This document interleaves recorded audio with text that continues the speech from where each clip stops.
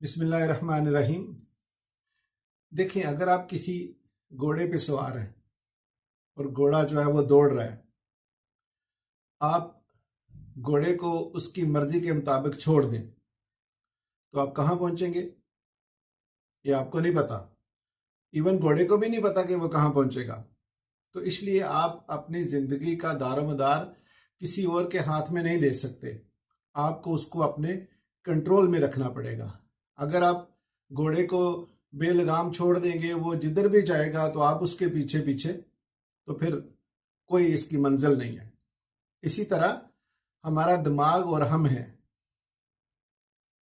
ऐसा होता है कि जिंदगी में कुछ लोग ऐसे हैं जिनको दिमाग कंट्रोल करता है।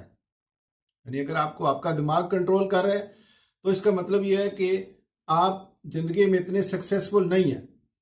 और अगर आप अपने दिमाग को कंट्रोल